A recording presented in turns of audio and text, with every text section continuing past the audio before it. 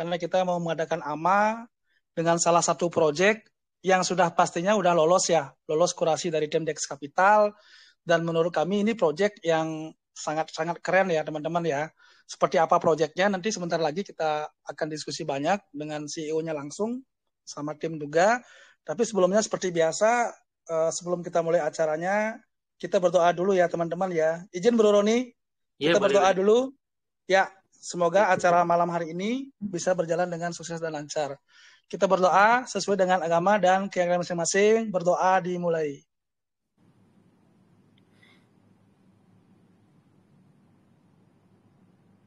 Doa selesai. Oke. Mungkin di sini Bro Roni sebelum presentasi bisa perkenalkan dulu Bro. Background-nya Bro Roni sama partnernya juga sekalian. Dan kemudian ya mungkin sedikit ya teman-teman ya sebelum saya lempar ke Bro Roni. Jadi Bro Roni ini seorang anak muda yang kalau menurut beliau sih sangat sukses ya. Karena di bisnis konvensional beliau sangat banyak punya apa istilahnya kayak semacam kerajaan bisnis lah gitu loh kan, dari properti itu enggak. Kemudian kemarin juga dan beliau sangat berpengalaman di bursa ya, di pasar bursa Bro ya. Ya jadi istilahnya ya semoga nanti dengan pengalaman jam terbang beliau bisa membawa proyeknya benar-benar minimal bisa jadi tuan rumah lah di negeri sendiri Bro. Dan kalau bisa berbicara di global juga gitu loh. Nah seperti apa konsep proyeknya? Waktu dan kesempatan, saya langsung silakan Bro Ron. Ya, maybe kita perkenalan dulu ya. Mungkin saya di sini Roni Jang. Saya sendiri di sini seperti katakan Bro tadi, kita memang sudah banyak sekali di bisnis konvensional sebelumnya. Konvensional itu adalah di property real estate, kita juga ada di constructions, dan kebetulan perusahaan kita juga sudah TBK, sudah listed di Bursa Efek Indonesia. Jadi dan kita juga pemain capital markets. Jadi kita tahu banget yang namanya bursa efek, tahu banget yang namanya shares dan sebagainya. Sehingga kita mau mengadopsi nih seluruh konsep-konsep konvensional tadi dipadukan dengan konsep kripto yang terdigitalisasi ini. Sehingga harapannya adalah seluruh proyek-proyek kripto yang kita berikan nantinya bisa aman, safe investment, dan juga pastinya cuan buat semua orang gitu dong ya. Nah, saya sendiri Roni Jang, dan besides is actually my partners. He's stays for so long in the UK. Maybe Frank, you can introduce yourself a little bit. Yeah, hello everyone. Good evening. My name is Frank Lee. I am the co-founder of Motorworks. Also, I am graduated in a PhD degree with an economic degree. Yeah, that's my major. So in the past 20 years, I am an angel investor. So I have invested more than 20 projects. So I have a quite strong background of the investment, also the ecosystem model. Actually, we still have another partner who is in China. His name is Bill. Bill has a quite strong crypto project background. Yeah, actually, our team have a very good background network and the knowledge of the crypto projects. Also, the crypto is very new in Southeast Asian countries because Roni is Indonesian. So actually, we have a special feeling, special emotion about the Indonesian people, Indonesian users. So we hope we can bring a very brilliant project to Indonesian users. So today, Roni here, he can speak Bahasa. Sorry, I cannot speak Bahasa, so it's better like Roni to introduce and answer Frank's questions. So we try my best to bring the information to everyone here. Thank you. Ya, oke. Jadi izin boleh share screen ya, kawan-kawan di sini ya. Saya share screen sebentar. Share screen, start broadcast.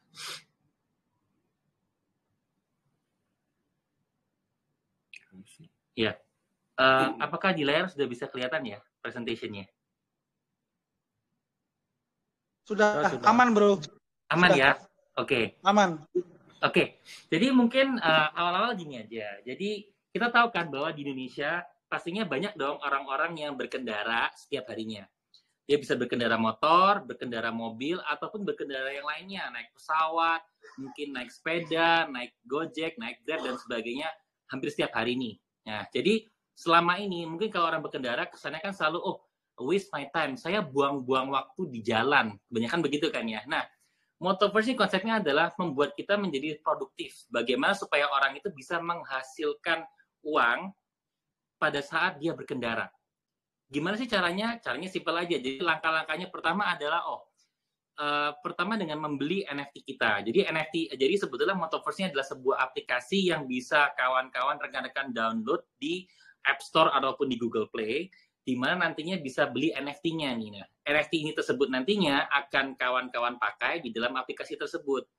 Lalunya, kawan-kawan tinggal berkendara saja, berkendara di dunia nyata nih, berkendara di real world, berkendara apakah itu mau ke shopping mall, apakah itu mau ketemu pacar, apakah mau meeting ketemu siapa, berkendara saja. Setelah selesai berkendara, akan memperoleh token yang bisa langsung ditukar menjadi USDT ataupun US dollar untuk bisa mendapatkan real profit. Jadi, gambaran simpelnya adalah seperti itu. Nah, kalau di layar bisa kelihatan nih kawan-kawan. Jadi kan NFT kita itu ada beberapa macam tipe. Memang kita mengambil konsep adalah motor ataupun motocross. Jadi konsepnya adalah hampir seluruh populasi di Indonesia, kita bilang sekitar 70-65%-nya semua berkendara motor ataupun bisa menggunakan motor. Sehingga kalau kita bilang yang namanya market size di Indonesia, kita bilang minimum 200 million people atau 200 juta orang yang setiap harinya berkendara dengan menggunakan motor ataupun berkendara dengan metode lainnya. NFT kita buat sangat unik, ada berbagai tipe NFT yang bisa kawan-kawan dapatkan di aplikasi kita, yang nantinya tiap-tiap NFT tersebut bisa menghasilkan uang yang berbeda-beda setiap harinya. Jadi, untuk pertama kalinya di dunia, NFT kita itu bisa berfungsi mirip seperti kondotel ataupun bisa seperti properti, di mana kalau kita beli NFT ini bisa memberikan kita yang namanya yield atau recurring income setiap hari, bahkan setiap bulan dan setiap tahunnya. Inilah yang membuat NFT kita agak sedikit berbeda nih dengan yang lain. Kalau NFT yang lain mungkin ada istilahnya game to earn, play to earn dan sebagainya.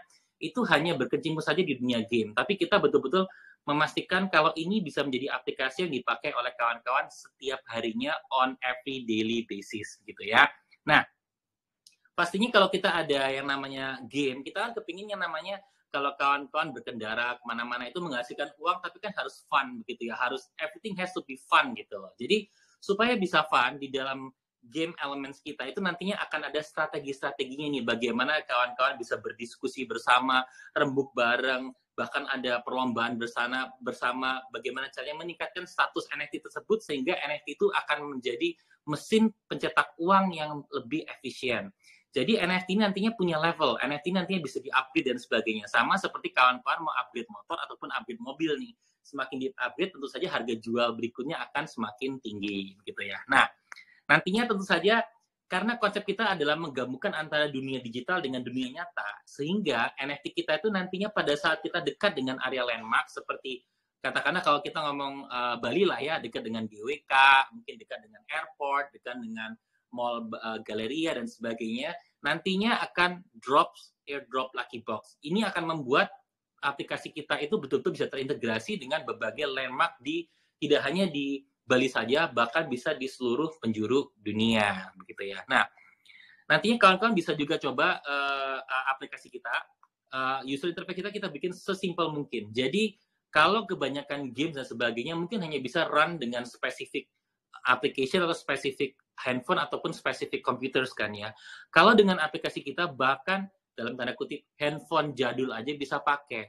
Karena yang kita lakukan di sini adalah ini aplikasi atau game ini untuk semua orang, tidak hanya untuk kalangan yang punya handphone canggih saja.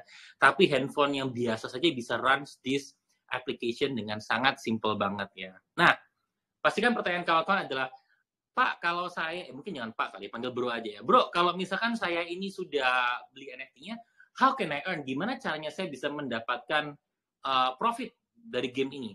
Caranya simpel aja, ada 3 cara. Yang pertama adalah drive to earn, atau berkendara untuk menghasilkan. 3 langkah saja. Yang pertama, beli NFT-nya. NFT kita di sekitar $100, and then you start to drive, jalan aja. berkemudi saja di dunia nyata, mau itu ke mall kah, atau ke Alfamart kah, ataupun mau beli susu, ataupun mau ketemu pacar, atau ketemu suami istri.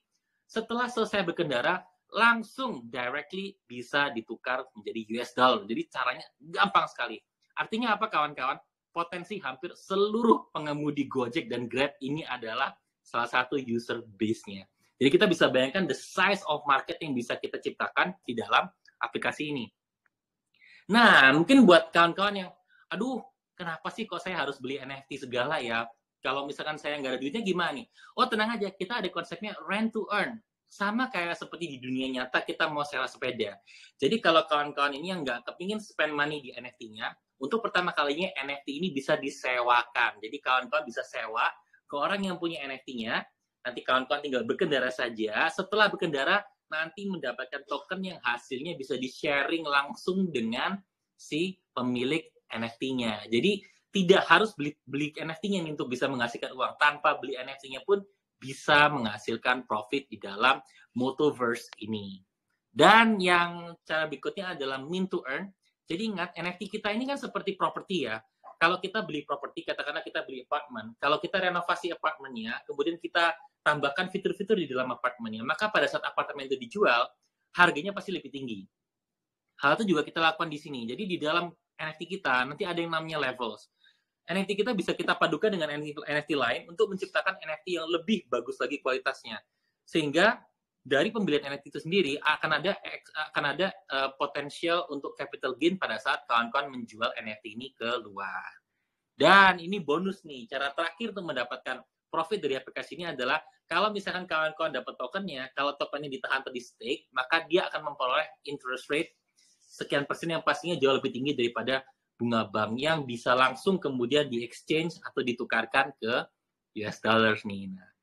Dan di dalam game kita ada yang namanya in-game wallet, jadi sangat mudah. Kapanpun itu mau berkendara, misalkan kawan-kawan ke Bandung ataupun keluar kota, at any time dia bisa menghasilkan profit. Misalkan nih, saya mau jalan-jalan sama pacar, ketemu di mall. Saya mungkin pakai aplikasi ini berkendara, nanti saya dapat token. Tokennya langsung saya exchange ke US dollar. Duitnya saya pakai buat beli hadiah atau kado buat pacar saya. Nah, itu bisa. Jadi, kita ini real time. Kita tidak konsepnya seperti investment yang lain, di mana kita harus tunggu berapa hari, ataupun berapa bulan, ataupun berapa minggu. Di sini langsung bisa mendapatkan real profit di dalam aplikasi itu sendiri. Di dalam game ini juga kita akan charge namanya tax and fee, yang boleh dikatakan cukup kecil. Ini nantinya sudah kita place di dalam our white paper yang bisa kawan-kawan pelajari di aplikasi kita ya. Nah, token kita akan ada dua tipe. Yang namanya pertama adalah Miles dan Moto. Saat ini kawan-kawan kita sedang dalam tahap private sales untuk yang token Miles. Nah, mungkin kawan-kawan sering banget kan lihat proyek-proyek kripto ya. Kita di sini hanya mengisu 1 miliar token saja. Jadi jumlahnya nggak banyak. Token kita jumlahnya hanya 1 miliar saja. Tujuannya apa? Sama seperti saya punya perusahaan TBK. Jumlah saham TBK saya sekarang adalah 1 miliar 250 juta lembar saham. Kita mau menjaga supaya harga token ini betul-betul dijaga tidak sampai turun atau tidak sampai naik. Sehingga tidak sampai naik terlalu tinggi. Itu juga bahaya. Sehingga nantinya dengan adanya limitation token ini, maka diharapkan harganya bisa sangat-sangat stabil. Ini cukup standar ya, Moto Distributions. Basically adalah hampir seluruh daripada token ini kita betul-betul dedikasikan for the users. Dan yang terpenting adalah adanya social charity feedback. All 10% of our profit, setiap profit yang kita dapatkan di dalam Motoverse ini akan kita berikan kepada charity foundation, sehingga kawan-kawan yang betul-betul terlibat dalam pembelian atau penjualan token ini juga turut berkontribusi memberikan 10% kepada foundation charity, orang-orang yang kurang mampu, orphanage, ataupun para yatim piatu, terutama orang-orang yang terdampak pada COVID-19 kemarin. Nah, NFT kita itu cukup spesial, karena nanti di akhir daripada presentation kita akan announce siapa saja yang kita sudah partner with. Jadi kita akan ada namanya community event, karena kita berpartner dengan para artis-artis. Jadi yang pegang NFT kita, yang pegang token kita, itu memiliki special access nih kawan-kawan. Special access ini bisa dipakai untuk fans meeting invitation, ataupun bisa bersama-sama berkendara dengan para Harley Davidson punya community, dan sebagainya. Jadi betul-betul yang mempunyai NFT ataupun token kita ini betul-betul mendapatkan special perlakuan lah gitu ya dari kita punya community. Nah, mungkin untuk roadmap-nya, kita saat ini sedang yang namanya private sales. Harga kita bisa dikatakan cukup murah, sehingga kalau kawan-kawan misalkan ingin berpartisipasi dalam private sales kita, nanti bisa cek our Instagram, our social media, dan sebagainya untuk betul-betul mempelajari produknya, mengetahui produknya. Begitu sudah nyaman, nanti kawan-kawan juga bisa langsung beli private sales-nya di Instagram ataupun social media kita yang lain ya. Nah, ini mungkin yang paling penting ya di dalam sebuah project crypto, who's behind it? Siapa sih orang-orang di balik daripada project crypto ini? Pertama, yang tengah itu adalah saya, Jang Roni. Saya juga founder daripada Esler Group. Perusahaan saya sudah TBK di Indonesia. Bedanya adalah kalau kita TBK, artinya seluruh data kita termasuk sudah transparan begitu. Mirip seperti konsepnya decentralized. Jadi kalau kita sudah TBK, artinya apapun yang kita lakukan itu kita selalu terbuka dan transparan. Kita tidak bisa anu-nino lah gitu ya. Office kita ada di Mega Kuningan, Noble House Tower. Kalau kawan-kawan ada yang mau mampir, look at our office, our official office, mau mengetahui tentang produknya lebih lanjut juga, please welcome. We can help to facilitate. Kemudian ada Frank yang tadi sudah ngobrol dengan di depan. Frank adalah angel investors dan juga PhD doctorate di dalam ilmu ekonomi. Dan founder kita yang ketiga yang namanya Bill. Bill sendiri sudah menjalankan lebih dari 4 blockchain games dan 1 NFT trading platform. Sehingga terkait dari segi combination antara conventional market atau conventional business dengan capital market, dengan crypto atau blockchain community, kita sudah gabungkan menjadi satu di founder utama ini. Nah, partner kita di sini ada beberapa orang. Saya sebutkan yang pertama adalah Mas Ibnu Riza atau Mas Ibnu Sulistyo Riza. Beliau adalah ketua President Commissioner daripada IESPA atau Indonesian Esport Gaming Associations. Buat kawan-kawan yang kemarin pasti ikut di acara Palembang waktu Fornas yang bermain game, yang betul-betul ikut Esport Gaming Association ataupun yang ikut perlombaan game skala nasional maupun skala internasional, kalau di Indonesia harus daftar di IESPA dulu. Dan ketua IESPA adalah partner daripada kita. Dan Regi Sukmana juga partner kita. Beliau adalah Corporate Affairs di APJI atau Indonesia Internet Provider Associations dan juga Chief of Development di IESPA. Dan beliau juga cukup handal di dalam capital market karena beliau memiliki banyak sekali associations yang mengatur tentang IPO untuk bursa. Who's our backers? Yang pertama adalah kita adalah main partners dari Indonesian Esport Association. Ini terbukti dari kemarin kita sudah soft launch di Palembang di bulan kemarin yang betul-betul dihadiri oleh seluruh tim Fornas yang ada di Indonesia, dan juga karena kita menjadi main partnernya e-sport, seluruh event-event yang bersama dengan e-sport kita selalu hadir di sana, dan kita adalah selalu yang menjadi rekomendasi pertama oleh e-sport untuk gaming Web 3.0, terutama dengan konsep Motoverse di Indonesia. Dan tentu saja kita adalah kita diselect atau dipilih menjadi salah satu game dengan konsep Web 3.0 di Indonesia di dalam G20 di EWG atau Digital Economic Working Group. DEWG ini eventnya nanti yang paling dekat akan ada di Bali kawan-kawan. Jadi kalau kawan-kawan mau datang nanti di Hotel Mulia tanggal 28 sampai tanggal 1, 28 Agustus sampai tanggal 1 September ini kita akan ada di sana.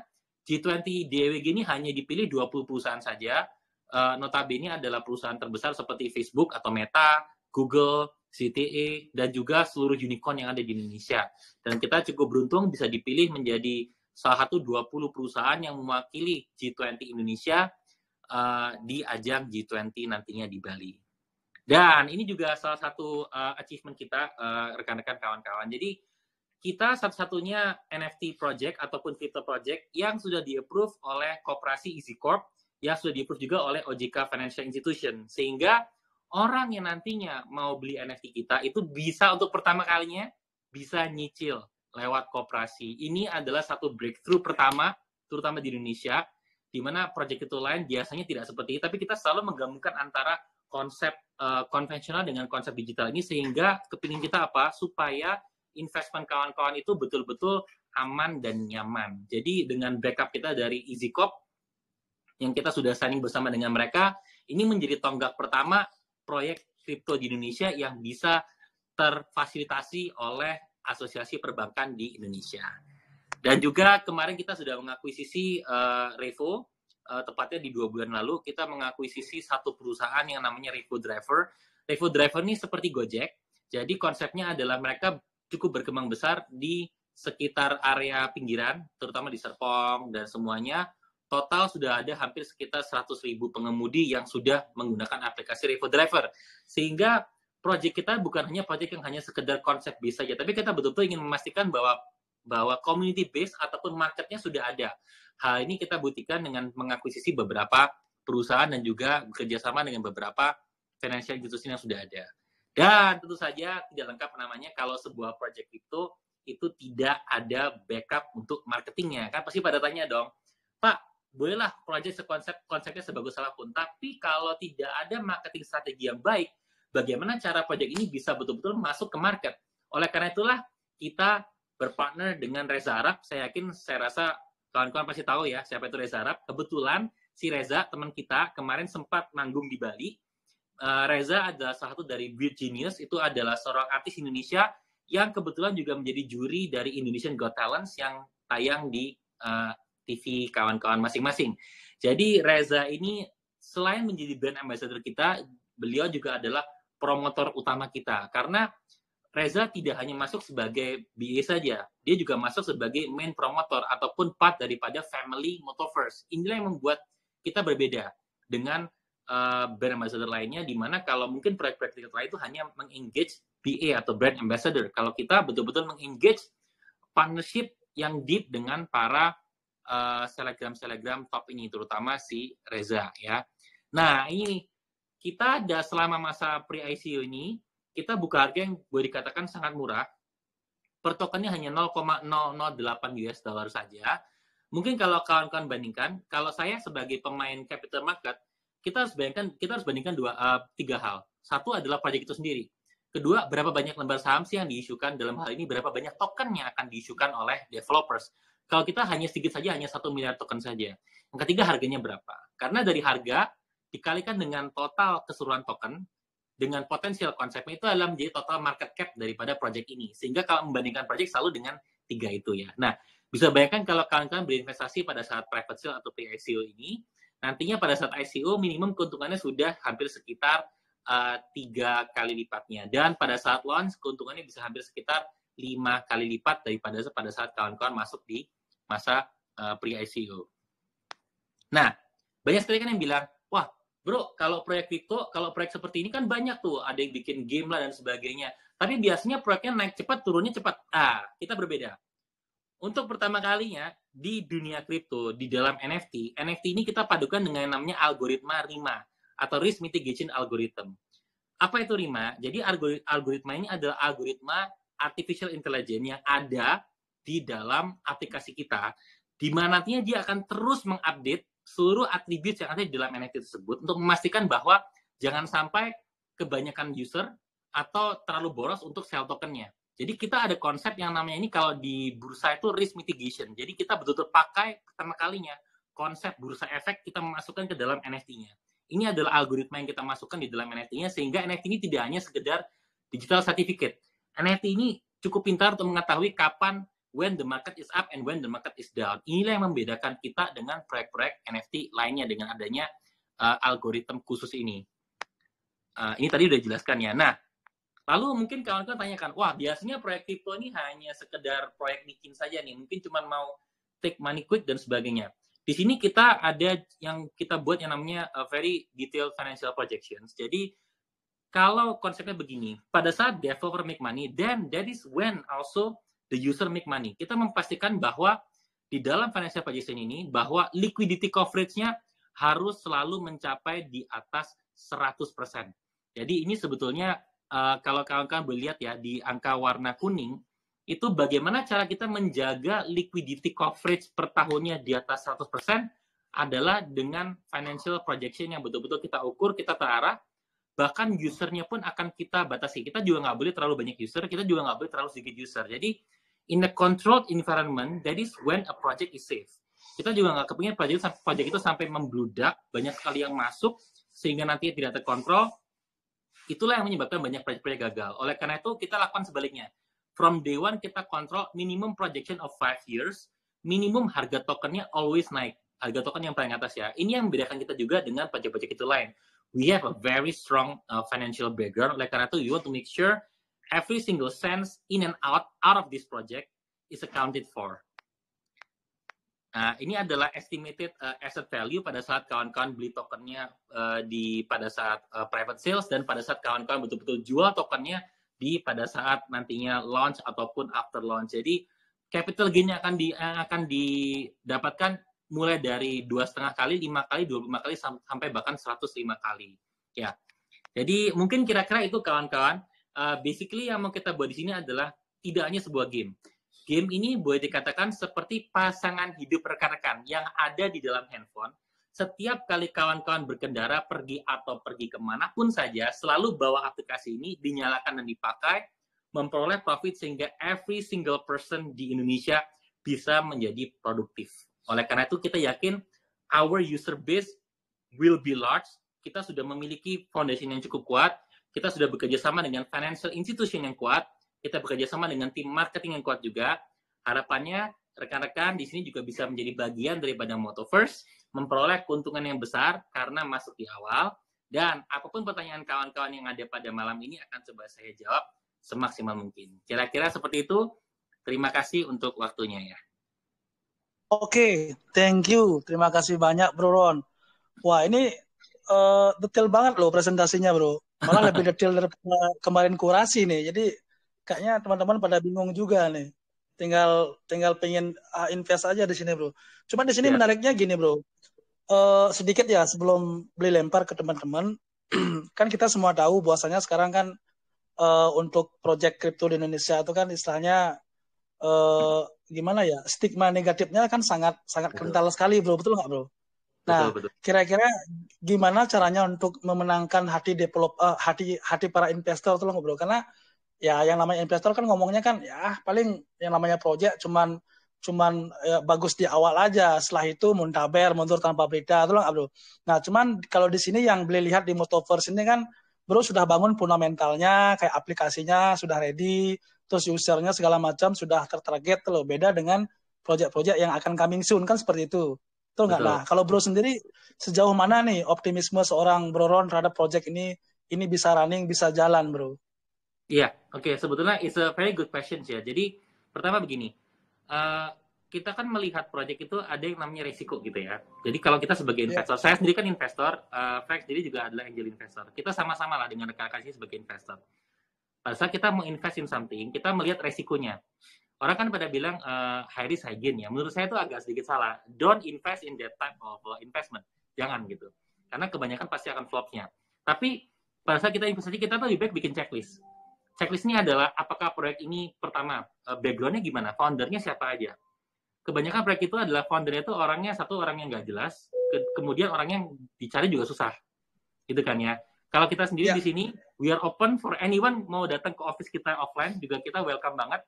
Office kita ada di Mega Kuningan, Noble House, lantai 36, nomor 11. Jadi anytime mau datang, oke saja. Itu pertama. Kedua juga, nama saya gampang di Google gitu. nama saya gampang di Google gitu. Nama saya di Google juga bisa langsung muncul ya, Bro ya. Muncul. Kemudian saya itu juga adalah karena perusahaan kita juga sudah TBK ya di bursa. Jadi itu sudah mengurangi banyak sekali resiko yang ada. Karena kalau perusahaan sudah TBK, itu artinya kan kita sudah dicap seumur hidup. Kalau ada apa-apa, tanggungan kita sampai ke pribadi gitu. Sedangkan yang lain kan hanya level perusahaan. Kalau kita benar-benar tanggungan ke pribadi. Bahkan di proyek ini saya pun adalah sebagai presiden direkturnya sendiri gitu kan. Itu pertama. Kemudian resiko apa lagi yang ada proyek kedua? Resiko adalah user base. Banyak sekali proyek itu namanya niche market. Mungkin ada istilah niche market adalah apa? Niche market adalah proyek yang kesannya bagus, tapi marketnya itu susah banget masuk. Contohnya kita ngomong seperti gaming platform ya.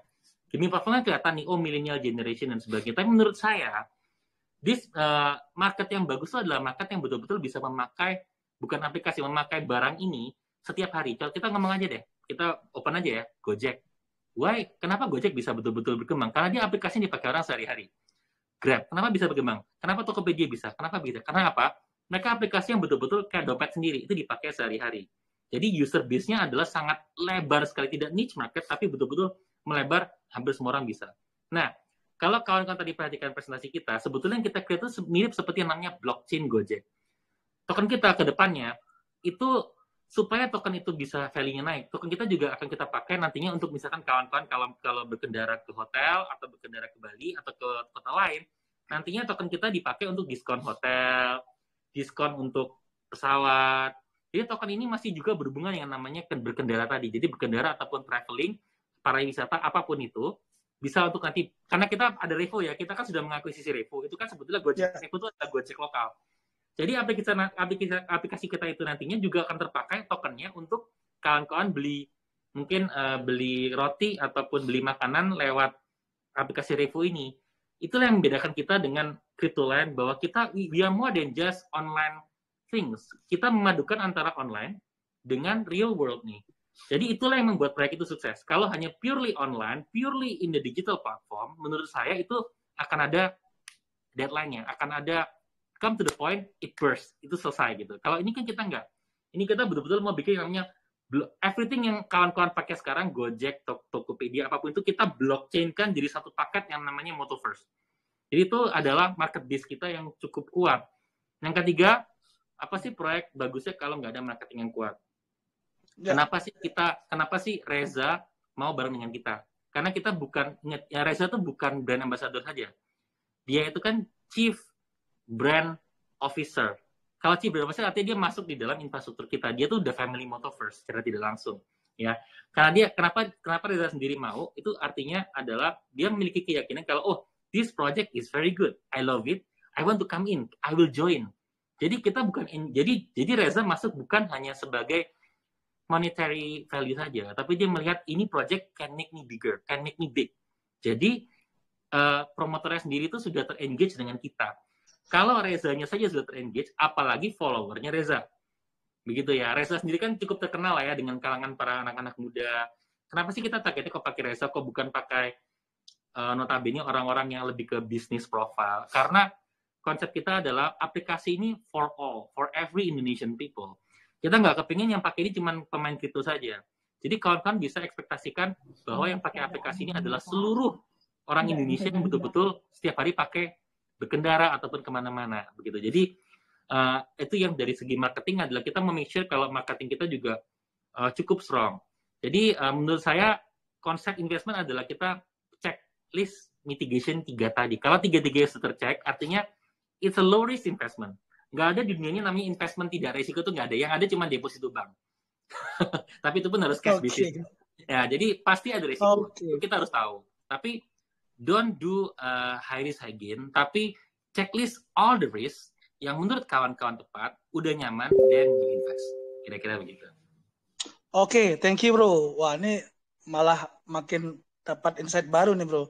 Karena kalau dilihat secara konsep ini keren banget bro ya. Karena kan istilahnya apalagi yang namanya berkendara saat kondisi sekarang sih, siapa sih yang tidak berkendara gitu bro, di jalanan kan. Jadi dengan konsep ini walaupun dia macet ria segala macam pun ya mereka bisa make money itu loh nggak. Apalagi tadi dibilang kelebihan dari aplikasi yang bro bangun itu adalah setiap hari itu bisa langsung istilahnya langsung dapat reward loh nggak, berupa dalam bentuk USDT kan bro ya, dalam bentuk stable coin kan bro ya. Betul, langsung USDT langsung direct gitu. Jadi gampang banget dipakainya gitu. Oke bro, ini keren banget bro. Nah terus selanjutnya tadi kalau beli bisa garis bawahi, ini bisa langsung dapatkan kolaborasi partner dengan salah satu koperasi besar juga deh bro. Betul, betul. Gimana bro? Ini kan konsep yang baru bro ya, artinya baru kali inilah artinya salah satu lembaga istilahnya finance yang trust gitu loh bro sama project crypto tuh nggak sampai berani dia untuk istilahnya membackup bagi siapapun nanti yang menggunakan aplikasi tersebut, begitu terkendala dengan modal untuk pembelian NFT-nya, dia bisa nge-backup gitu loh, nge-backing gitu loh. Betul. Nah, itu gimana tuh adanya bro? Istilahnya dulu ya bro ya. Jadi selama ini masalah utama proyek NFT ataupun kripto di Indonesia adalah kripto ataupun NFT itu tidak bisa diakui sebagai aset di dalam neraca keuangan. Itu adalah problem selama. Jadi kalau tidak bisa diakui sebagai aset, artinya tidak bisa dijaminkan atau dikolateralkan ke financial institution. Itu sudah hukum matinya kemarin-kemarin nih. Oke ya. Nah, bedanya adalah kita dengan koperasi, kita ada yang namanya seperti equity swap gitu lah, equity swap. Jadi sebetulnya kita sendiri, jadi cash kita sendiri yang kita jaminkan ke sana. Ini yang membuat rekan-rekan tuh jadi merasa lebih nyaman kalau masuk di dalam investment. Jadi kayak, kita mau invest, kita mau beli NFT gitu kan ya. saya nggak ada duit nih, saya pakai koperasi kan. Nah, koperasinya sih taunya adalah, oke, saya tahu NFT ini punya value. Karena NFT ini punya yield yang tadi itu. Kita kan ada patok, NFT itu punya yield sekian. Setiap harinya bisa dicek tuh. Untuk pertama kalinya, NFT kan selama ini cuma, NFT paling cuma bisa di staking, kemudian nanti dijual. Ya kalau harga tinggi, kalau harga anjlok bagaimana? Kalau hype-nya sudah hilang bagaimana? Itu kan permasalahan NFT selama ini kan. NFT kita kan beda. NFT kita kan seperti mesin pencetak uang. Kalau kita jual mesin pencetak uang, bank akan melihat, oh, Anda cetak uangnya tiap hari berapa? Katakanlah kalau ini cetak uangnya dengan yield, katakanlah ya, 30% per tahun, maka bisa di-value sama financial institution. Saat bisa di-value, itulah saat dia memberikan drawdown loan kepada customer. Jadi itu yang membuat proyek kita bisa di-accept oleh mereka. Satu, karena sistem kita memang berbeda dengan proyek lain. Kedua, juga ada kontribusi dari founder-founder. Kita para founder-founder betul-betul memang pemain lama capital market dan juga pemain lama conventional business. Sehingga mereka lebih trust ke rekan-rekan seperti inilah, compare to yang nggak begitu jelas, kira-kira begitu. Oke bro, thank you bro. Ini kayaknya makin menarik project nih bro. Kita jumping dulu ke teman-teman ya. Kayaknya udah nggak sabar nih teman-teman ada mau nanya. Pertama ada Ed Kang Borong. Monggo Ed Kang Borong, langsung aja pertanyaannya. Oh, oke, selamat malam. Malam bro. Pertanyaan saya ini ya. Tadi kan dikatakan bahwa bekerja sama dengan koperasi dan dapat membeli NFT dengan cara dicicil. Pertanyaan saya, apakah jika mencicil NFT akan dikenakan bunga juga? Dan apakah harga akan jauh berbeda jika kita membelinya secara cash? Itu aja. Oke, thank you. Thank you pertanyaannya bro. Langsung aja, Bro Ron. Pertanyaan yang bagus banget ya. Satu, betul akan kena bunga ya. Karena namanya semua pinjaman, financial institution apapun, mereka pasti perlu yang namanya profit gitu ya. Jadi where do they take the profit itu adalah dari bunga. Tapi pastinya bunga yang akan diberikan itu pastinya tidak akan setinggi bunga-bunga pinjol. Karena bunga pinjol kan bunga paling tinggi sekarang ya, 19% something yang sudah di-approve OJK. Jadi bunga kita jauh di bawah bunga pinjol. Jadi kenapa sih ada bunga? Tujuannya adalah kalau itu bunga itu dipakai buat apa? Bunga itu kan adalah keuntungan daripada koperasi ataupun financial institution yang ada. Nah, tapi jangan lupa kalau rekan-rekan kan sebetulnya memperoleh yield yang lebih tinggi daripada bunga gitu. Yield yang kita berikan atau token yang kita berikan setiap harinya itu sebetulnya cukup untuk membiayai bunganya, bahkan untuk membiayai principal loan-nya. Kita konsepnya adalah sebetulnya dari aplikasi ini we want everybody to make money.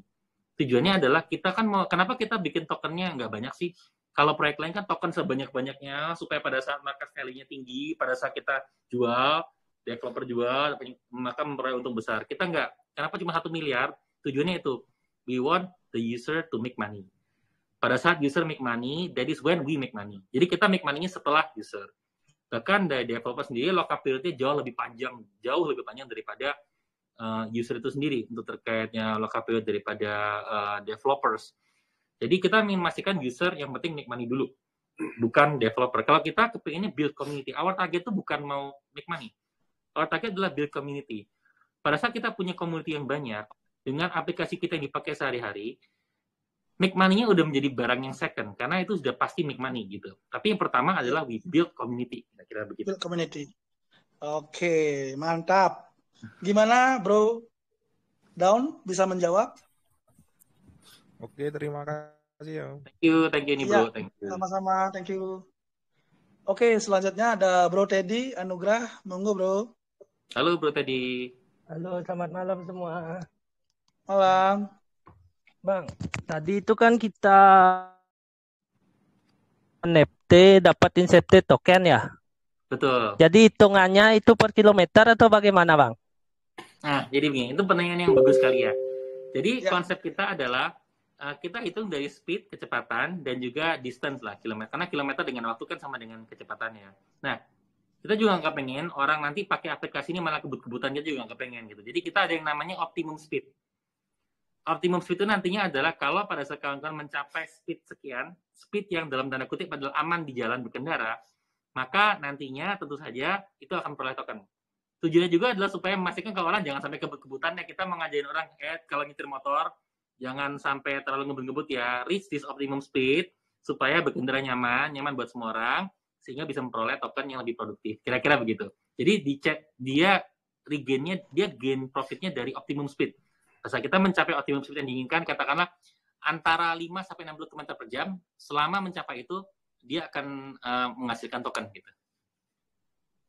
Oke, thank you bro. Gimana bro Teddy?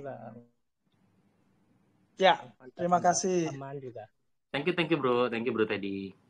Ya, ini selanjutnya kita kedatangan investor India nih bro. Ada Ed Rohit, silakan Ed Rohit 130. Hai, halo. Malam Om. Malam.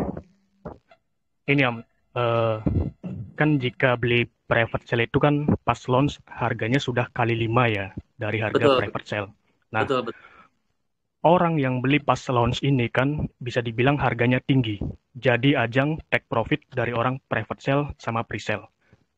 Lalu orang yang nyangkut ini dapat apa Om?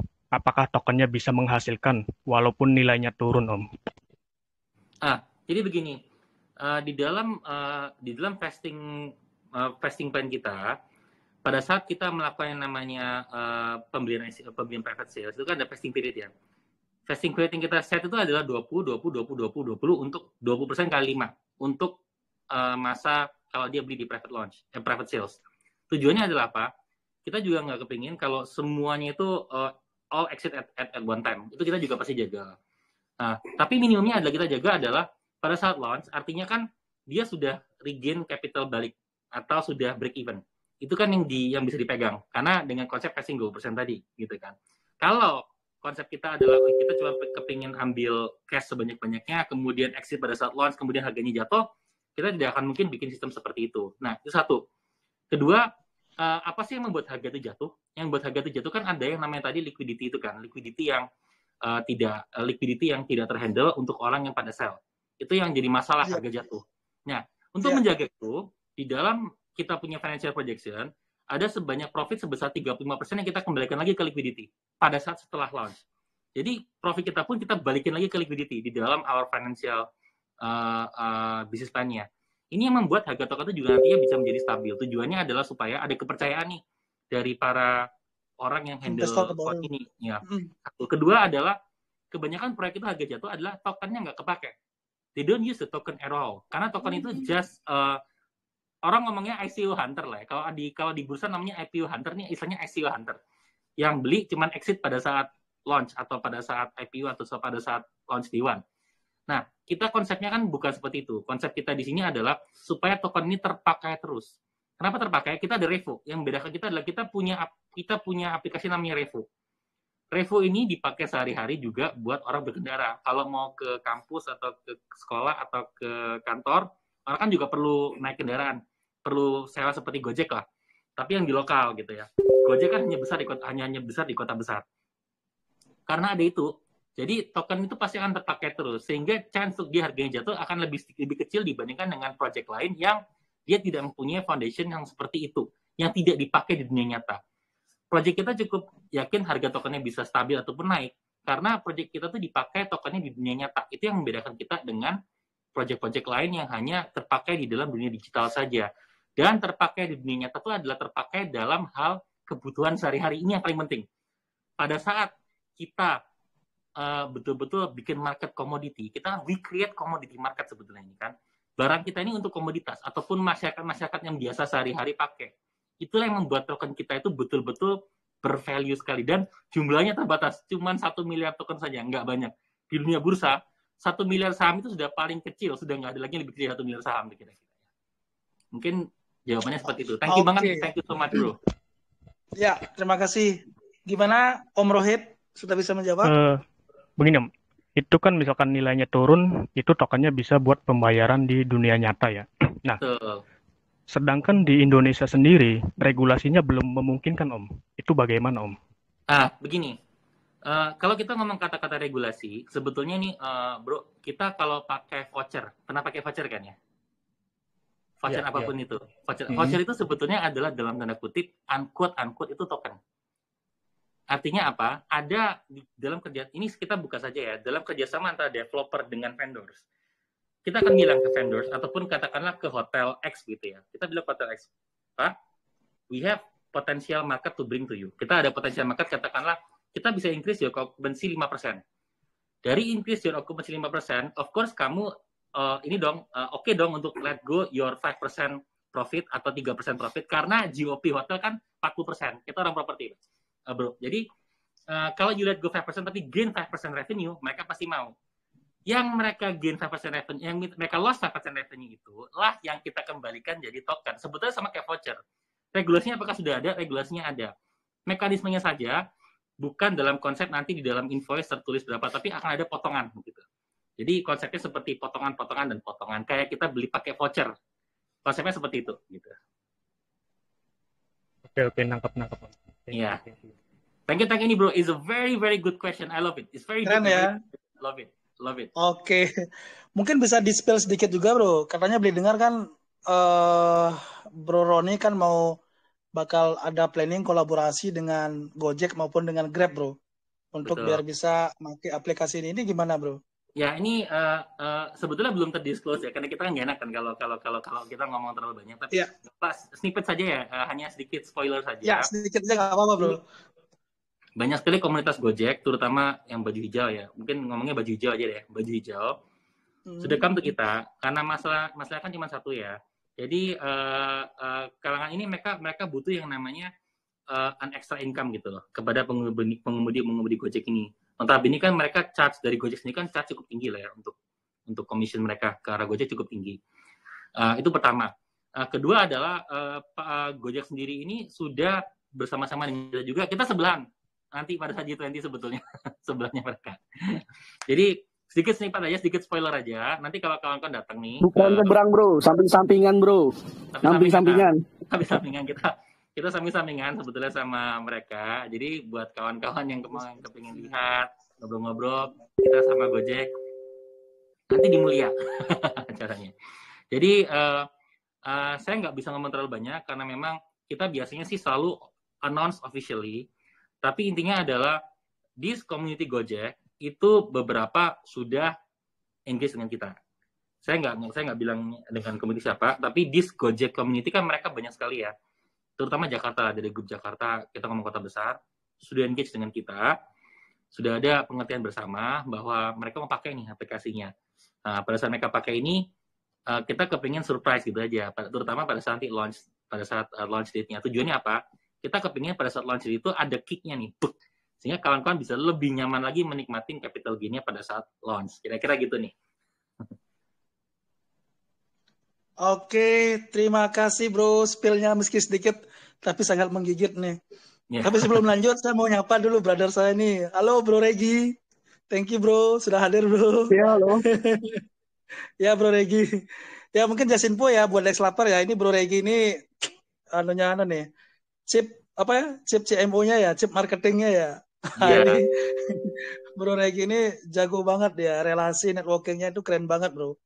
Nantilah kita tanya-tanya dikit lah tentang marketing dari Motorpods ini ke Bro Regi ya Bro Roni ya. Boleh bro ya? Boleh. Ya bro, welcome bro, thank you bro. Ya sama-sama, sorry tadi lagi ada meeting lain jadi agak telat. Oke, nggak apa-apa bro. Oke, kita lanjut ke pertanyaan keempat. Ada Bro Henry, silakan Bro Henry pertanyaannya. Halo, selamat malam. Halo bro, ya, selamat malam. Mau tanya nih, kan mau tanya tentang NFT-nya. Nah, NFT-nya itu bisa di-upgrade sampai level sekian sama atau bisa ditambah item biar nilai value-nya itu bisa bertambah. Pertanyaannya bagus banget nih bro. Ini direct to the point, hebat nih. Jadi NFT-nya betul itu bisa di-upgrade sampai level 30. Ya, untuk mengupgrade NFT-nya sebetulnya cukup berkendara saja sama kayak experience point lah. Sama kayak aplikasi baju hijau itu lah. Kalau kita makin sering berkendara, kita ada XP, nanti bisa dipakai untuk mengupgrade levelnya. Dan tentu saja yang kedua adalah dia bisa dipasang seperti item atau accessories. Jadi item ini nanti ada gem, macam-macam dan teman-temannya ya. Sama seperti di dunia nyata, kalau kita punya motor bisa ditambah knalpotnya lebih gede lah, atau headlights-nya lebih bagus lah, dan sebagainya. Ini setiap kali ditambah, dia akan meningkatkan yield. Jadi targetnya adalah tiap kali masukin item, itu yield-nya naik. Atau revenue untuk mendapatkan tokennya dia akan naik, sehingga otomatis harga NFT-nya kalau dijual lagi pasti lebih tinggi gitu.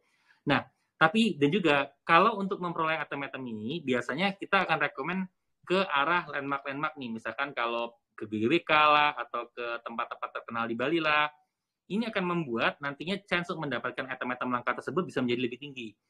Ini sebetulnya juga salah satu fitur utama kita, sehingga akan banyak sekali para landmark developers ataupun pengembang yang bisa bekerja sama dengan kita. Tempat dia makin banyak ramai dikunjungin, kayak mall lah, ataupun pantai di Bali lah, Pantai Kuta lah, dan Nusa Penida dan teman-temannya lah, itu makin banyak dikunjungi supaya bisa memperoleh item-item itu tadi. Dengan mereka berkunjung ke sana, mereka juga bisa kasih reward ke pengendaranya, misalkan kayak oke, mungkin minum gratis es teh atau minum gratis apa dan sebagainya. Ini juga akan membuat yang namanya komunitasnya makin hidup. Dan di dalam, kalau kita mengupgrade motornya sampai to certain level, nanti bisa kita ada acara seperti fans meeting, mau ketemu dengan artis siapa, kita akan difasilitasi. Kemudian juga nantinya kalau ada konsepnya, kita juga namanya online and offline gathering untuk rally. Jadi kalau misalkan mau berkendara bareng-bareng, nanti yang juara satu dapat token paling banyak, dia akan dapat special pricing NFT-nya ataupun item khususnya. Jadi akan ada kombinasi antara online, offline. Ini yang membuat aplikasi ini menjadi lebih engaging lah kepada usernya. Itu kira-kira. Nah, kira-kira seperti itu, bro. Pertanyaan yang keren banget ini. Thank you, Bro Roni. Gimana, Bro Henry? Ya. Ada pertanyaan lanjutan? Terus, jadi tadi misal kita pergi ke Prambanan, berarti kita dapat poin beda-beda setiap destinasi gitu, Om. Betul, itu kayak extra poin lah. Jadi kalau misalkan sebetulnya berkendara aja kan udah dapat poin nih. Berkendara aja kan sebetulnya bro sudah dapat token gitu kan. Nah, misalkan dekat area landmark, dekat area mana, nanti dia chance untuk dapat item langkanya lebih tinggi gitu. Jadi ada koneksi nih antara offline dengan online world-nya supaya rekan-rekan lebih semangat nih. Misalkan ada event, contohnya nih, kalau nggak salah kemarin di Omnia, namanya udah ganti ya, di Sapphire, ada Jason Derulo tuh hari Minggu ya, saya lupa hari Minggu kalau nggak salah. Nah, event-event seperti itu kita kan engage, ayo semua ke sana bisa dapat NFT ala Jason Derulo atau NFT-nya Sapphire Star. Nanti di Sapphire bisa dapat ya, kalau masuk sana dapat satu koktail dan sebagainya. Jadi inilah kita kepingin berkendara tuh nggak harus buang waktu kok, berkendara tuh bisa fun and productive for the first time in your life. Kira-kira gitu sih, bro. Oke, thank you, bro. Wah, ini makin keren aja nih, makin dalam nih, bro, projectnya, bro. Makasih, Bro Henry ya. Ya mungkin satu lagi gini, bro. Kita kan ketahui bersama ya, ini kan aplikasi yang lo punya nih keren banget, bro. Maksudnya kayaknya sudah di preparation jauh-jauh hari kayak ini nih. Cuma kita ketahui bahwasanya dunia blockchain itu kan istilahnya banyak juga para hacker itu loh, bro. Dari sisi security-nya gimana, bro? Dari projectnya ini? Dari sisi security kita boleh dibilang kita kan pasti ya utamakan segi security lah ya. Kita kan seluruhnya mulai dari smart contract dan sebagainya. Mungkin rekan-rekan nanti bisa cek juga di white paper maupun di sosmed kita. Kalau mau direct bertanya juga bisa langsung di Telegram kita juga ada. Kita di sana cukup aktif, banyak moderators dan juga bahkan founder juga termasuk saya juga ada di sana yang bisa membantu menjawab pertanyaan-pertanyaan seputar masalah security. Kalau dari kita sih yang utama adalah maksudnya gini, kita bilang ngomongnya blockchain, namanya security udah cukup, it's quite standard lah, karena blockchain sendiri adalah it's a very secured line of transaction atau manapun ya. Yang kita jaga layer keduanya juga adalah dengan konsep algoritma tadi, bro. Jadi biasanya kan NFT nggak punya algoritma, NFT itu cuma digital certificate saja. Pada saat NFT itu tidak punya algoritma, pada saat NFT-nya dipakai 1 juta orang atau dengan 100.000 orang, otomatis logikanya aja ya, supply and demand rules, kalau kebanyakan supply-nya, demand-nya nggak ada, harganya pasti turun. NFT kita ini quite smart karena dia ada 5 algoritma yang ter-attach di dalam aplikasinya, sehingga dia bisa detect pada saat yang pakainya agak kebanyakan, nanti kita akan rem juga gitu loh. Kita juga nggak kepingin orang itu kebanyakan pakai. Jadi hanya spesial orang yang pakai pertama ini aja yang bisa dapat dulu. Nanti orang yang udah agak banyak, kita akan limit sedikit gitu. Dengan cara referral codes dan sebagainya. Algoritma ini terus akan running every day. Jadi ini kalau boleh ngomong termnya namanya neural network ya. Neural network kita pakai namanya Galapagos algorithm. Mungkin rekan-rekan yang mengerti tentang itu bisa cek Galapagos algorithm itu apa. Ini yang kita embed di dalam sistem aplikasi kita yang langsung direct dengan data center kita. Jadi ini yang membuat security-nya ada another layer lagi supaya apa? Harga nggak jatuh. Kita pemain capital market, kita kepingin jagain banget supaya harga ini benar-benar jangan sampai jatuh. Kita ingin supaya selalu supply demand-nya lebih tinggi daripada supply. Kira-kira begitu, bro. Oke, thank you bro. Akhirnya di-spill juga bro. Makasih bro. Oke, selanjutnya ada Bro Digital Asset. Silakan bro. Langsung aja pertanyaannya. Selamat Halo, malam. halo Bro Digital Asset. Malam. Ini saya mau bertanya, apakah nantinya akan bekerja sama dengan PT besar yang memproduksi kendaraan bermotor gitu, seperti PT Honda atau Yamaha gitu, buat membangun brand ambasadornya? Wah, ini saya nggak tahu kenapa pertanyaannya kebetulan banget ya. Siang tadi kita kebetulan habis meeting dengan electric motor vehicles, electric motor. Tujuannya apa? Karena kan kita tahu, kita kalau bekerja sama dengan perusahaan motor-motor atau mobil-mobil besar, maka marketnya terlalu luas atau terlalu global gitu ya. Karena yang bekerja sama dengan motor-motor kan banyak sekali. Kita mengambil one specific market yang namanya itu electric vehicles ataupun kendaraan listrik, apakah itu motor ataupun mobil. Nah, ini sudah kita dalam tahap sedang closing deal bahwa nantinya orang yang mempunyai motor listrik nantinya bisa juga dicicil menggunakan ini, menggunakan our tokens gitu. Jadi tujuannya apa? Kita juga kepingin pengguna motor listrik makin banyak, karena kan dengan adanya motor listrik maka it's good also for the city, it's good also for the earth gitu kan ya. Jadi pertanyaannya saya nggak tahu kenapa bisa kebetulan banget, tapi nggak apa-apa, saya spill sedikit saja. Yes, kita ada kerjasama lebih tepatnya dengan pengguna, dengan produser motor listrik. Tujuannya kita betul-betul ingin mempromot selain daripada berkendara yang produktif, tapi juga memberikan city yang lebih baik kepada kota-kota besar di Indonesia. Thank you banget pertanyaannya. Wah, direct banget nih. Kebetulan banget. Thank you bro.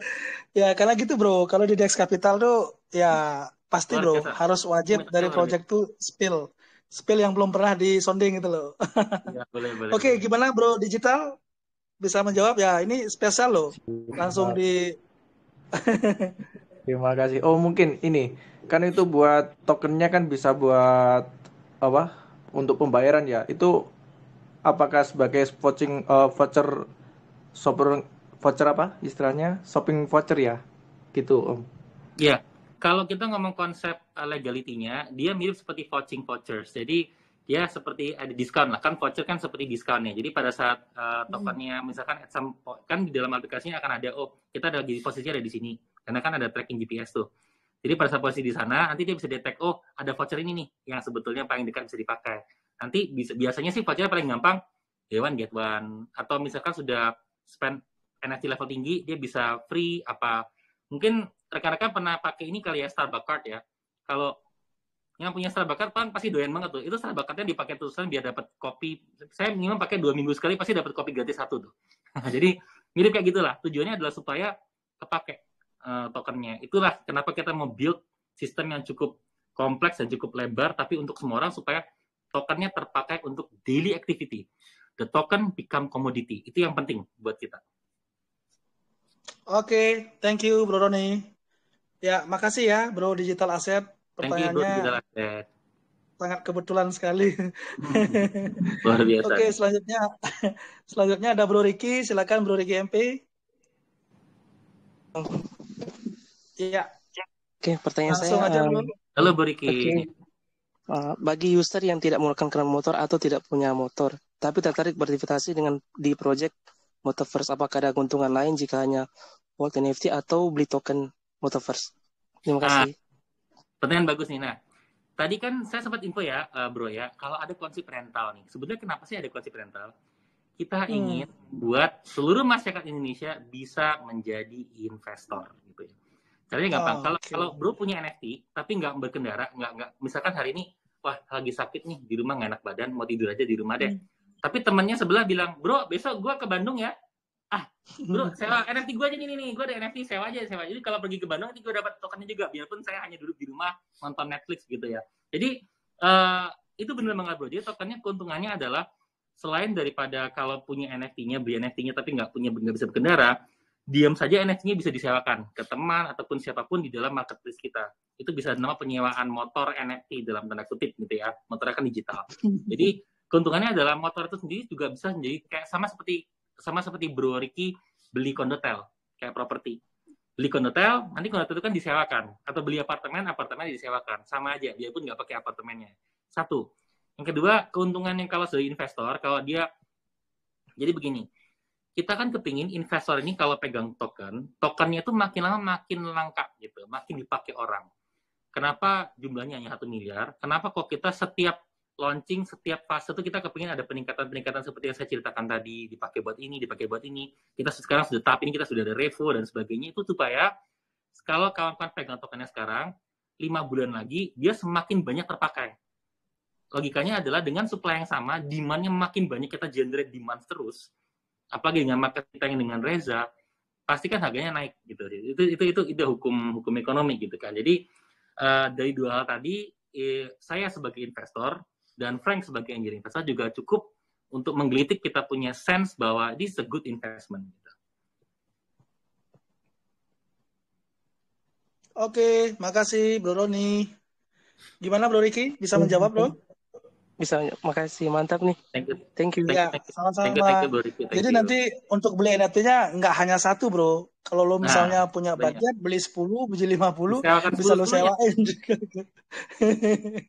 Keren konsepnya nih. Persis kayak konsep Gojek juga Bro ya. Kita beli akun sebanyak-banyaknya.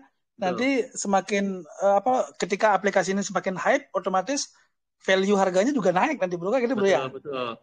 Kita banyak orang bilang kita ini blockchain Gojek. Iya, blockchain Gojek. Kalau Gojek teman-temannya kan tradisional bisnisnya, kita first time itu blockchain Gojek gitu. Blockchain Gojek. Oke, makasih Bro. Selanjutnya ada Bro Febi. Monggo Bro Febi. Halo, selamat malam Bli. Selamat malam, Mr. Halo Bro Febi. Ya. Sebenarnya ada masukan dikit, terus banyak. Boleh. Ada masukan boleh Bli. Maksudnya ada pertanyaan juga. Agak dalam nggak apa-apa ya? Nggak apa-apa. Kalau misalnya saya agak frontal. Yang pertama saya pengen nyentil dikit soal webnya. Tadi kan ada 2 token ya tadi ya, Mel sama Moto.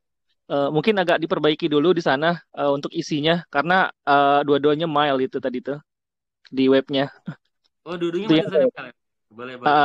Makanya tadi tuh saya bingung. Ini 2 token atau 1 token, tapi di atasnya ada Moto, ada mile, tapi di dalamnya dua-dua itu mile. Oh, itu boleh. Mungkin itu masukan yang pertama. Boleh. Yang kedua, ini saya coba kulik-kulik tadi. Sekarang masih masa private sale ya? Betul, Bro. Ya. Betul. Kami punya pengalaman untuk private sale yang melalui Google Form seperti itu. Nah, alangkah baiknya Google Form itu mungkin bisa dipakai untuk whitelist saja dan nanti untuk pembeliannya dan pembayarannya bisa menggunakan pihak ketiga. Katakanlah misalnya contoh Pingsale seperti itu. Jadi teman-teman investor di awal yang masuk private sale tahu itu alokasi yang akan diperuntukkan itu berapa, yang sudah terjual berapa. Jadi misal saya gitu kan, saya kan nggak tahu nih yang sudah terjual berapa persen seperti itu. Jadi betul. Investor itu tahu, oh saya harus invest segini, oh persentase saya segini, kira-kira bakal habis dalam jangka waktu segini, dan harapan saya itu bisa lebih cepat untuk private sale-nya habis. Itu yang pertama. Yang kedua, yang ketiga saya pengen mengkritisi terkait dengan apa ya tadi? Saya udah kulik-kulik beberapa tadi terkait dengan pola pembayaran gitu ya. Iya. Untuk tokennya sendiri itu kan mana yang akan jadi token utama, mile apa Moto gitu. Itu yang pertama. Yang ketiga gitu kan. Karena kedepannya nanti harus ada nih main tokennya gitu yang akan dipakai untuk DAO-nya dalam artian governance-nya ke depan. Jadi mana yang token reward, mana yang token DAO harus jelas itu dari awal seperti itu. Betul. Mungkin 3 aja dulu Om ya, karena kayaknya banyak bisa diuklik. Terima kasih itu dulu. Beli. Oke, makasih Bro Febi. Ini Bro Febi ini kemarin menang lomba cerdas cermat di babak playoff Bro. Lanjut ke babak perempat final. Congratulations for Bro Febi. Iya, semoga menang ya Bro ya, minta doanya ya. Luar biasa. Thank you. Oke, silakan lanjut Bro Roni. Ya, oke, boleh. Tadi it's a very good constructive suggestion. Thank you so much. Kita always karena kan kita ini ya, setiap pembeli token itu kan secara nggak langsung adalah shareholders. Jadi kita always welcome any inputs. Jadi inputs yang constructive inputs kita sangat-sangat very welcome. Yang tadi terkait mengenai masalah governance token. Jadi kita di dalam token nantinya sebetulnya akan terpakai sehari itu adalah miles. Mungkin yang private sale dulu Om. Yang private sale dulu. Oh ya, private sale, oke. Yang pertama ya. Jadi yang private sale memang sekarang kita masih dalam pakai Google Form. Nanti ke depannya, karena kita masih ada beberapa timeline lagi, tentu saja kita akan terima lah seluruh input-input yang dari Bro Feby bilang. Nanti kita di sini kebetulan ada tim Frank. Nanti kita akan diskusi bersama. Kalau memang ada beberapa kira-kira requirements ataupun apa yang bisa bikin komunitas lebih nyaman, tentu saja kita pasti akan fasilitasi. Kira-kira begitu ya. Cuma memang kalau untuk itu saya pasti akan diskusikan lah dengan tim internal, itu pastinya. Kita memang the point adalah kenapa dengan Google Form-nya adalah karena our main buyers kan juga yang non crypto gitu sih. Jadi kebanyakan orang yang kalau awal-awal agak ribet, biasanya mereka bingung gitu, ini dan sebagainya. Tapi tadi is a very good constructive suggestion. Kita akan coba telah lebih lanjut bersama dengan Frank. Kira-kira apakah untuk private sales-nya sudah bisa untuk di pixel teman-temannya instead of pada saat dia ICO gitu ya. Tadi is a very good constructive suggestions. Kemudian juga mengenai yang kedua tadi, yang ketiga tadi saya ingatnya yang ini ya, governance token. Untuk governance token sendiri, kita emang ada 2 token, MAL sama Moto. Sebetulnya dipakai buat apa sih kalau ada 2? Jadi MAL itu adalah token yang akan dipakai sehari-hari. Dia adalah the money tokennya, Moto ini dipakai untuk nantinya upgrade high level NFT. Jadi pada saat orang yang terutama nih nggak kepengen drive terlalu lama untuk nantinya bisa sampai level 30 atau dia pakai item tertentu, dia bisa langsung get the Moto, purchase the Moto untuk dia upgrade ke high level NFT lah gitu. Jadi money making-nya tetap ada di Miles, hanya saja kalau kita bilang itu untuk high level upgrading NFT-nya ada di Moto gitu ya. Jadi kira-kira yang pertanyaan berikutnya yang bisa saya jawab seperti itu, Bro. Jadi nanti itu kalau untuk perbandingannya antara how to get-nya gimana? Maksudnya saya harus bisa mendapatkan miles yang akan dimonetize itu melalui Moto itu seperti apa? Atau kebalikannya gitu? Atau gimana? Jadi gini. Sebetulnya mungkin pertama kita telah dulu kenapa sih kok ada 2 token gitu? Kok nggak bikin 1 atau 2 saja? Nah tujuannya satu sih. Kenapa kita ada 2 token? Karena kita perlu 1 token yang dia betul-betul dipakai untuk purely on the in-game function gitu. In-game functionnya seperti apa? Kalau misalkan contohnya nih, token yang perlu orang pakai. Kalau kita ngomong main game ya, kan ada orang kepingin punya weapons atau equipment yang level tinggi. Kita nggak kepingin orang itu terlalu banyak spend untuk di mile-nya di sana gitu. Tujuannya adalah, kenapa ada Moto adalah supaya kita mau jagain mile-nya. Itu pertama. Yang kedua, bagaimana rasionya? Jadi, untuk memperoleh Moto itu hanya bisa di-earn pada saat kita reach certain level. Kayak misalkan level 10, itu baru bisa mulai start to earn Moto. Tapi Moto dipakainya khusus hanya untuk upgrading saja. Untuk upgrading, kemudian untuk buka lucky boxes, dan sebagainya. Itu fungsinya hanya limitation sampai ke sana saja. Jadi memang main money-nya itu ada di mile. Rasionya apakah bisa di mile dengan Moto? Bisa. Nanti akan ada rasionya. Jadi seperti, kalau saya mau beli Moto, mau saya upgrade level tinggi dan sebagainya, saya akan exchange dengan miles dulu, itu bisa. Tapi memang fungsinya kenapa kita ada 2 adalah untuk itu. Kita kepingin mile itu lebih dipakai untuk real world, Moto lebih ke in-game function-nya sendiri. Jadi sampai sekarang belum ada penentuan ya, rasionya berapa gitu ya? Nah, sudah ada. Tapi rasio itu tentu saja kan sama seperti kita US dollar trades ya. Tergantung daripada total volume, total trading volume itu akan mendictate dia punya total exchange ratio. Sama seperti US dollars ke rupiah, kurang lebih seperti itu.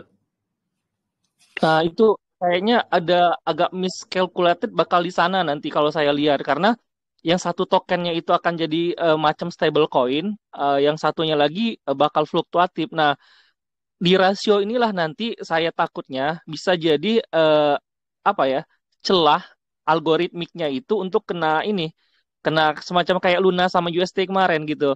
Jadi harapan saya sih jangan sampai oversupply yang satunya betul. Malah susah banget gitu. Mungkin itu aja. Betul. It's a very good analysis, Bro ya. Jadi memang kalau kita di sini kan karena saya biasanya trading saham gitu ya, trading saham dengan option ataupun futures. Jadi problem utama daripada kalau kita tidak tahu seperti yang Bro bilang tadi ya, rasionya berapa dan sebagainya. Itu pertama untuk bisa mengetahui rasio itu, kita juga harus tahu kira-kira daily trading volume-nya berapa. Karena itu penting buat kita. Karena daily trading volume itu kan mengenerate liquidity. Itu kan sudah hukumnya sini lah ya, daily liquidity. Nah, pada saat kita tahu itu generate liquidity, maka kita bisa juga expect untuk kalau kita isu yang namanya trading, karena kan moto kita keluarkannya nanti, bukan sekarang kan ya bro ya. Jadi moto itu kan keluarkannya masih nanti. It's not at the same time with Miles gitu. Jadi tujuannya kenapa kita mau keluarkan moto di saat nanti adalah kita tahu kalau Miles ini nanti akan ada trading volume per hari sekian. Nah, pada saat ada trading volume sehari sekian, dia kan perlu burn untuk bisa menjaga kita punya stabilitas sell and buy. Untuk dia burn, itu kita nggak mau burnnya itu di real world, kita mau burnnya di dalam in-game. Supaya bisa burn di in-game, maka dia perlu another token untuk di burn.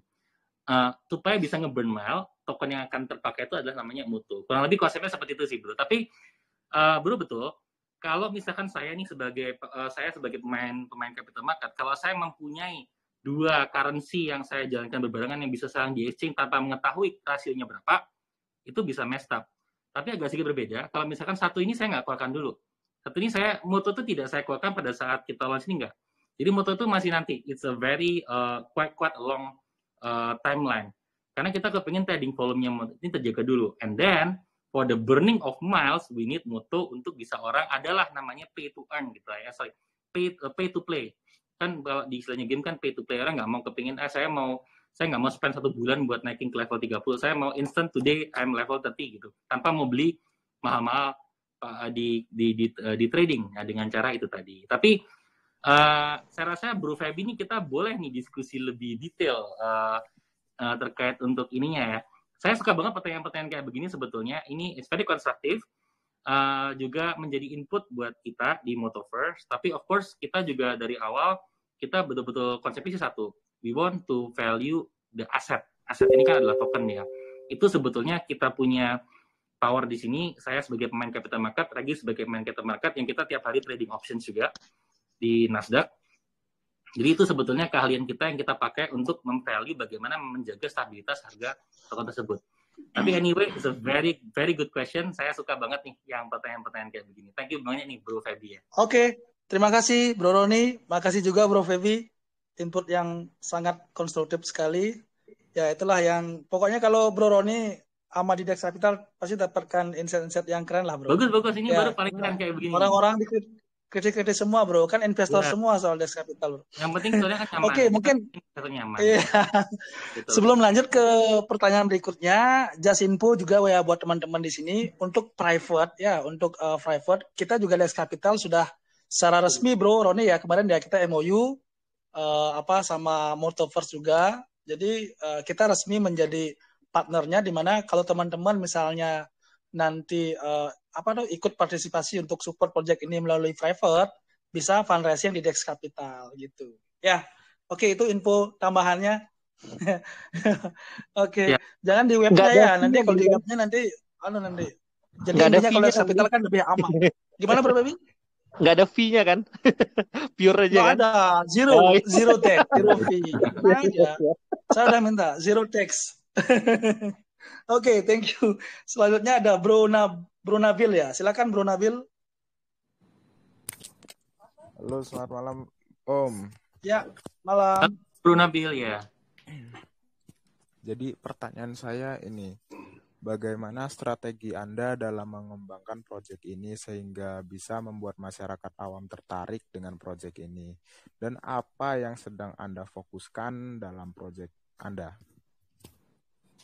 Oke, jadi pertanyaan cukup menarik. Jadi kuncinya sebetulnya bagus nih. Jadi banyak kan sebetulnya proyek-proyek yang lebih mentargetkan kepada komunitas kripto dan komunitas blockchain dan teman-temannya ya. Sebetulnya our main market itu adalah non-crypto world ataupun orang-orang biasa. Nah, cara kita marketingkannya adalah kenapa sih kok Reza bareng sama kita? Kenapa sih kok harus Reza Arab? Kok bukan yang lain gitu? Karena notabene Reza Arab itu kan kalangan milenial, dia followernya paling banyak lah. Kalau kita ngomong milenial marketnya Reza paling banyak. Kedua adalah kita mau mengadvertise barang kita ini sebagai barang yang cool, karena kan kita tahu lah Reza Arab seperti apa kan orangnya. Barang yang cool, everybody bisa use it dan gampang pakainya gitu. Kita kepinginnya adalah bahkan orang yang sudah tua pun yang biasanya pertama kali pegang smartphone itu flow aplikasi dan semuanya cukup mudah supaya orang itu bisa pakai gitu. Jadi hampir sama flow-nya seperti Gojek, Tokopedia dan semua itu mirip. Jadi orang merasa kayak ini quite a familiar aplikasi itu dipakai untuk ke masyarakat pada umumnya. Yang kita lakukan juga tadi yang berpertanyaan tadi yang bisa kita jawab ada saja dengan adanya Revo tadi kan. Revo kan juga sudah terpakai di sana sini. Jadi secara nggak langsung orang juga sudah familiar gitu. Oh, ini ada another features di dalam aplikasi yang terintegrasi ini untuk bisa memperoleh another income dan teman-teman lainnya begitu. Jadi memang konsep kita adalah dari awal kita memarketkan proyek ini adalah actually untuk the biggest marketnya adalah the non-crypto players. Supaya crypto players-nya bisa memperoleh profit yang setinggi-tingginya atau capital gain yang setinggi-tingginya karena crypto player kan masuknya di awal ya. Itu yang strategi marketing yang sudah kita yang kita lakukan. Kemudian supaya ini bisa masuk nih ke market-market yang non crypto ataupun market milenial dan teman-teman itu adalah kita dalam proses melakukan marketing ini yang kita lakukan juga ada namanya offline marketing. Jadi terutama dari timnya Pak Regi, partner kita di sini, Pak Regi juga melakukan sales atau product knowledge yang melalui offline, tidak hanya online saja. Ini cara yang sama kita lakukan kalau penjualan properti. Saya kan banyaknya jual properti ya. Jadi pada saat penjualan properti yang kita lakukan ada namanya PK atau product knowledge, ada AG agent gathering, ada namanya IG atau investor gathering. Kita ada tiga event. Event-event inilah yang kita lakukan seminggu kalau nggak salah hampir 3-4 kali yang kita lakukan di berbagai kota. Kita bertemu dengan para local investor, non-crypto investor, kita give education about the project, kita beritahu mereka dan sebagainya melalui timnya Pak Regi. Disinilah Pak Regi dengan timnya yang sudah satu nasional, satu global ini, betul-betul ingin memastikan bahwa ini jangan hanya tersalurkan lewat online platform seperti Telegram, tapi juga offline, seperti yang dilakukan para konvensional bisnis lainnya. Itulah sebetulnya yang membuat kita cukup percaya diri, karena kita memang bisnisnya banyak sekali di offline. Kira-kira begitu, Bro. Oke, thank you, Bro Roni. Beli rasa udah menjawab, Bro Nabil ya. Ya, makasih pertanyaannya, Bro Nabil. Thank you, Bro Nabil. Thank you nih, Bro Nabil. Oke, selanjutnya ada Bro Zek. Monggo, Bro Zek. Terima kasih. Selamat malam, Om. Malam, Bro Zek. Saya mau nanya, ini kan dapat reward ya kalau pakai aplikasinya gitu. Terus itu ada semacam treasury-nya yang buat tempat reward-nya itu asalnya apa? Isinya itu ngisinya dari tax and fee atau dari profit yang tadi kalau nggak salah 35% masukin ke situ, itu dari apa Om kira-kira? Sorry, ini liquidity ya? Tadi agak sedikit putus. Ya. Ini liquidity-nya. Ini semacam kayak treasury yang buat nampung treasury reward-nya. Maksudnya nanti yang buat dikirim ke holdernya, yang misalnya kalau kita udah pakai, nah itu di mana? Oh gitu. Jadi konsepnya kalau untuk reward ini ada dua tipe ya. Jadi pertama ada direct reward, itu artinya langsung diberikan direct pada saat selesai berkendara. Konsep direct ini bahkan langsung dapat detik itu juga. Jadi misalkan rekan-rekan selesai berkendara, stop gitu, langsung dapat reward-nya. Reward ini sebetulnya didapat dari nanti ada algoritma tadi. Jadi di dalam algoritma itu mengatur tentang reward-nya Bro nih. Udah berkendara 5 kilo selama optimum speed selama 5 menit misalnya begitu ya. Itu akan mendapatkan sekian koin. Itu reward pertama. Yang kedua adalah nantinya kan kita ada giving reward back ke yang namanya liquidity pool ya. Itu sebetulnya di luar daripada reward sih. Jadi itu adalah komitmen dari developer yang memang kita salurkan beberapa profit kepada liquidity. Supaya pada saat rekan-rekan sell di dalam DEX ataupun trading lainnya, itu nantinya bisa terjaga liquidity-nya. Konsep reward kita bukan seperti reward yang kita potong dari tax dan sebagainya, tapi betul-betul langsung direct diberikan kepada user pada saat selesai berkendara, dan konsep reward ini kita atur dengan konsep yield tadi. Kalau Bro tahu, kalau misalnya kita dengan Condotel ya, mungkin saya komparasikan aja dengan proyek properti ya. Jadi proyek Condotel itu kan biasanya kasih yield sekitar 6%, 7%, 8%. Singapura, semua kalau di apartemen di Singapura itu yieldnya sekitar 1,5 sampai 2 sampai 3%. Di Indonesia apartemen sekitar 9 sampai 10%. Yield ini selalu berubah-ubah setiap tahunnya tergantung kondisi market. Kurang lebih sama dengan kita, hanya saja yield kita pasti di atas daripada all the property yield. Kira-kira begitu, Bro. Jadi it's a direct yield income kepada orang-orang yang punya NFT-nya. Tapi nantinya kita sebagai developer kita ada give back some contribution kepada liquidity pool dari total profitnya juga. Kira-kira mungkin menjawab pertanyaan Bro ya. Ya, thank you Bro Roni. Gimana Bro Zek? Sudah jelas? Ya, oke. Sedikit aja. Boleh. Ini kan boleh. Kalau misalnya dapat token ya, yeah. Nanti kan semakin misalnya token yang diberikan sebagai reward itu semakin banyak yang udah dipegang investor, apakah nanti ketika harganya semakin naik, token yang didapat sebagai reward itu semakin sedikit atau gimana mekanismenya? Nah, gini. Jadi kita juga nggak kepengen supaya kalau orang yang ikut kebanyakan, nanti kan dia dapat tokennya by supply and demand chain. Dia kan kalau by logic kan supply and demand chain kan seperti rupiah dolar kan. Jadi nanti harga rupiahnya terus turun atau harga tokennya turun. Yang kita lakukan adalah bukan membuat itu makin lebih sedikit, tapi kita limit jumlah income usernya per month atau per year atau per quarter. Dengan kita limit jumlah usernya, maka kita akan bisa jagain ini selalu yang namanya liquidity, buy and sell. Ini kan sebetulnya seperti kita trading saham, nggak ada bedanya. Kita betul-betul order book di saham dengan order book yang di sini nanti kurang lebih sama. Jadi kita mau jaga adalah jangan sampai nanti demand itu sama supply-nya nggak balance. Kita harus selalu balance. Dan pastinya yang namanya supply and demand, kita kepengen selalu demand-nya lebih tinggi daripada supply. Kita kan tahu kalau supply-nya terbatas nih, cuma 1 miliar. Dan di dalam in-game nanti kan ada konsepnya burning mile juga. Itu pasti ada. Di dalam game itu memang ada. Jadi untuk membuka lucky box dan teman-teman itu harus memburn mile juga. Jadi not just spend, tapi juga ada balance antara spend dan burn.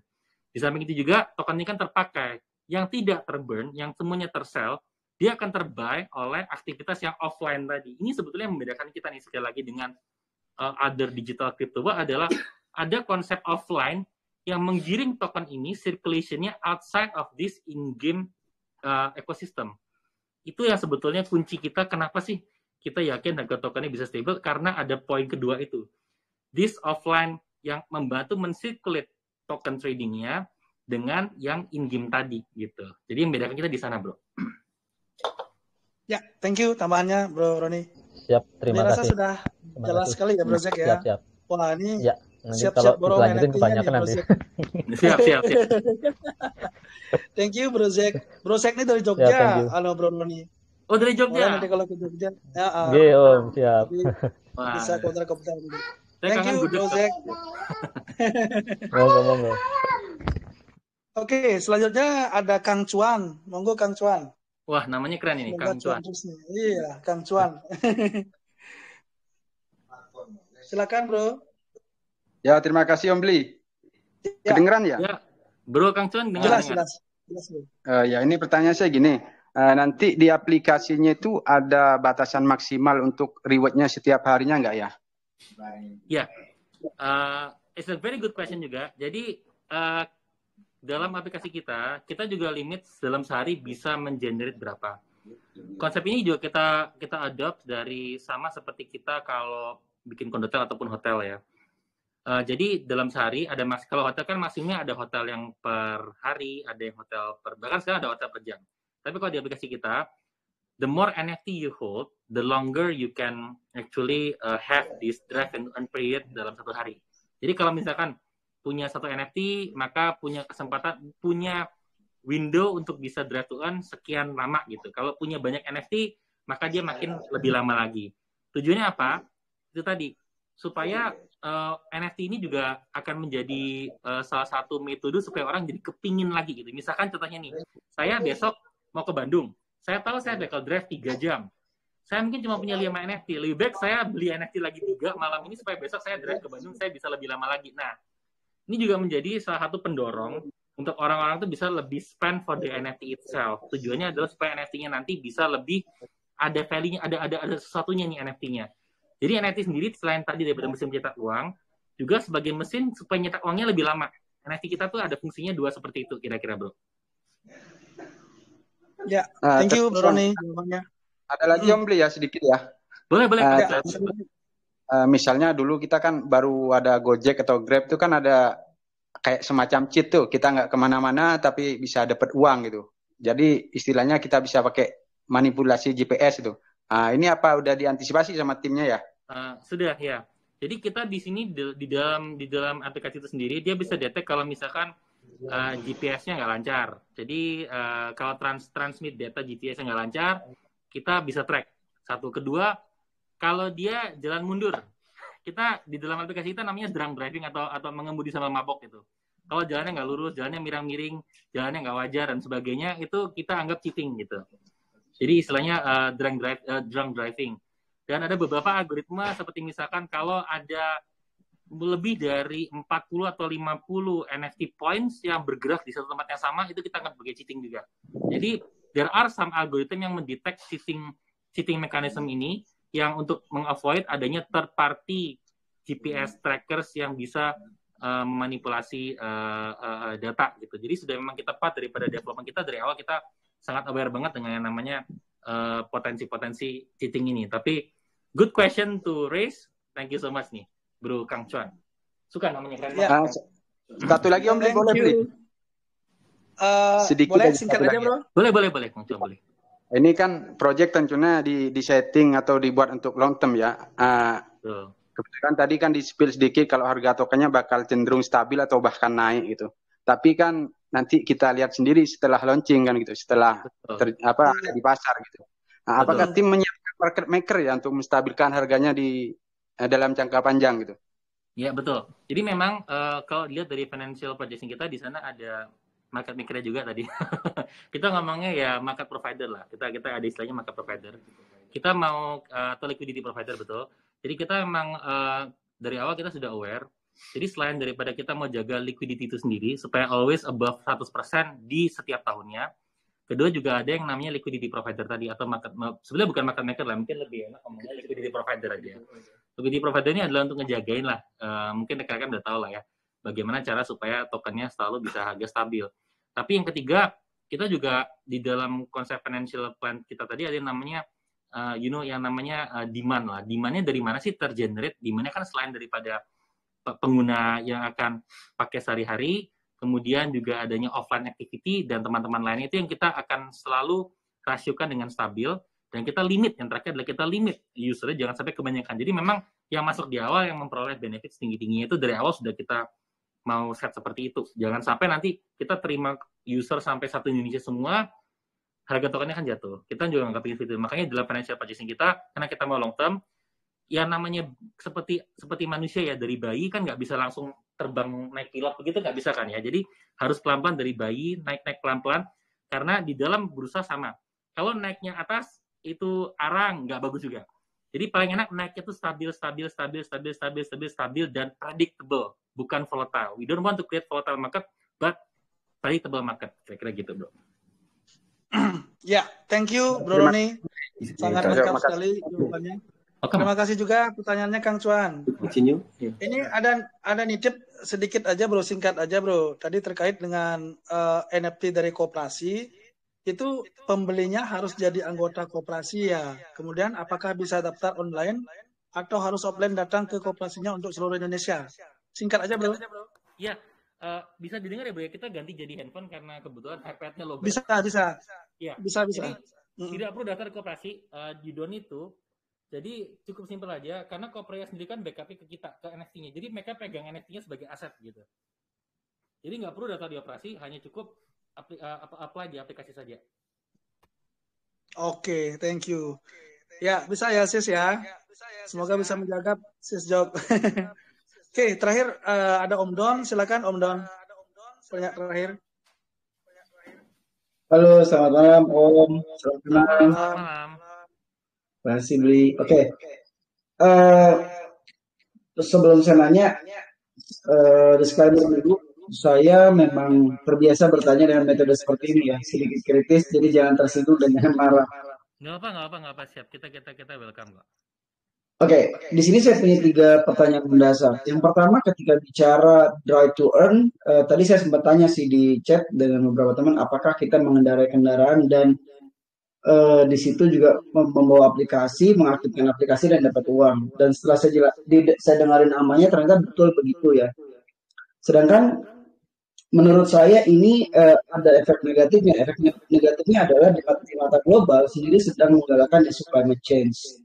Artinya bagaimana kita meminimalisir energi yang digunakan untuk mendorong isu climate change itu sendiri. Itu yang pertama. Kedua, Jakarta, kalau kita bicara Jakarta ya, di Indonesia, Jakarta itu sampai dengan tahun 2020 awal, Jakarta itu masuk kota termacet masuk 10 besar kota termacet di dunia. Dan turun lagi ke posisi kota termacet ke-31 di dunia. Lalu di 2022 di Februari, Jakarta itu masuk kategori kota termacet ke-46 di dunia. Artinya, dengan adanya ini saya pikir ini akan bertolak belakang sekali dengan apa yang digalakkan pemerintah. Pemerintah sendiri kan menggalakkan banget orang itu untuk menggunakan kendaraan umum. Itu isu yang kedua. Gimana tanggapannya dari tim Motoverse? Dan second one kedua, saya tadi melihat di Techonomics itu ada alokasi 5% untuk advisor. Saya masih nggak ngerti sebenarnya 5% yang dimaksud di sini adalah apakah 5% dari tax atau 5% alokasi token. Karena sorry to say, kalau saya melihat kalau memang ini alokasi token 5% untuk advisor, it means teman-teman menggaji para advisor itu dengan token, dan ini dampaknya bahaya sekali untuk sustainability dari project. Kenapa tidak budget gaji untuk para advisor ini dimasukkan saja di tax yang sudah didapatkan misalnya dalam bentuk via stablecoin ya, bisa USDT atau BNB dan lain-lain. Jadi nggak ada alokasi-alokasian. Dan ketiga, tadi saya juga tertarik banget ketika ada buy to earn dan kita bisa pakai token itu di dunia nyata untuk beli barang semacam voucher lah ya. Dengan mekanisme ini saya meyakini akan ada third party. Artinya kalau bahasa saya itu akan ada perusahaan penghubung, mediator. Perusahaan penghubung atau mediator ini bisa diciptakan sendiri oleh Motoverse. Perusahaannya sendiri dibikin nama lain terus dibuat. Artinya ketika ada orang withdraw, kemudian Motoverse membayarkan itu kepada penyedia barang, atau Motoverse menggandeng pihak ketiga yang dia menjadi pengepul dari token ini, voucher ini. Misal saya mau reimburse token saya 100 token, mau beli boneka, lalu masuk ke third party, dari third party di-converse dana itu menjadi rupiah, dibayarkan kepada produsen yang menjual boneka toh. Pertanyaan saya, bagaimana term and condition-nya antara Motoverse dengan si pihak ketiga? Karena jika tidak ada persyaratan yang jelas, maka bahayanya adalah ketika terjadi tumpukan token di third party ini, di perusahaan penghubung ini, maka begitu dia jual, hancur. Atau dia jual reguler misalnya, maka chart tidak akan berkembang dengan baik dari sisi trading di chartnya sendiri. Nah, itu gimana Om? Terima kasih banget Om. Thank you Om Don. Mungkin singkat-singkat aja bro. Yang pertama, monggo silakan Bro Roni. Suaranya kecil Bro Roni. Halo? Suaranya agak kecil.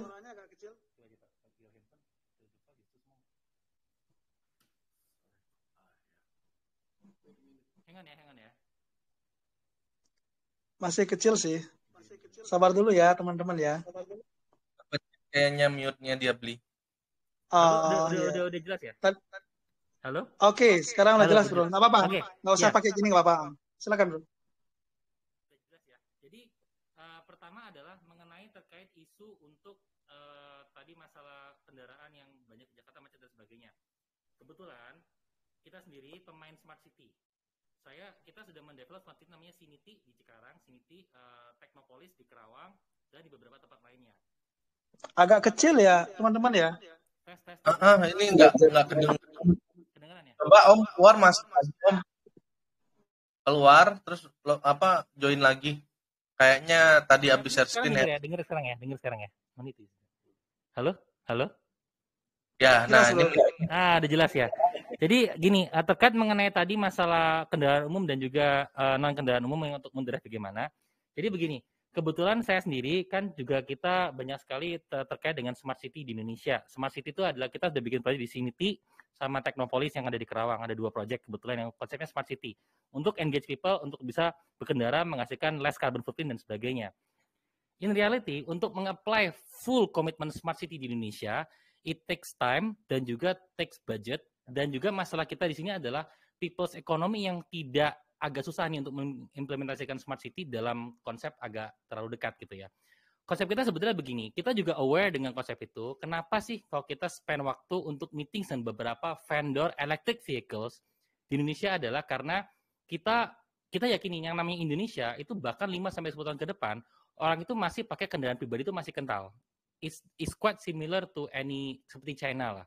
Oleh karena itu yang kita approach-kan untuk mengurangi carbon footprint adalah ayo dong dengan memakai Motoverse, kalau kawan-kawan bisa nyicil mobil listrik dan seperti electric vehicles yang sudah kerjasama dengan kita, maka kita secara nggak langsung nih turut berkontribusi juga untuk we drive give better to the city. Itu yang pertama nih. Jadi apakah kita kesannya seperti menghilangkan esensi untuk membuat orang tidak pakai kendaraan umum?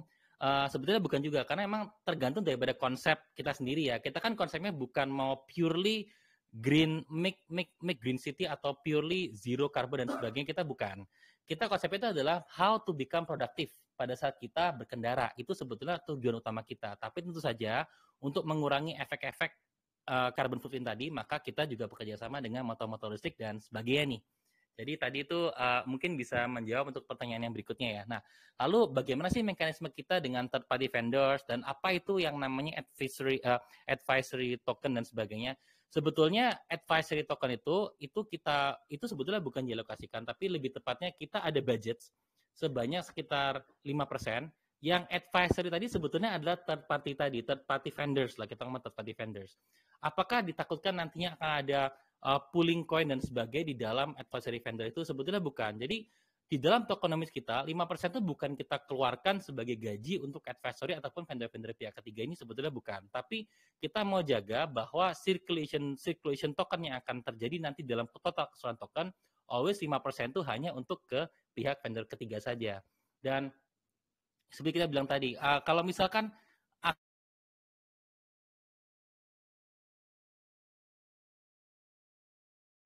halo bro, mic-nya bro. Oke. Halo. Oke, lanjut ya. bro. Iya. Jadi apakah ada potensi seperti itu?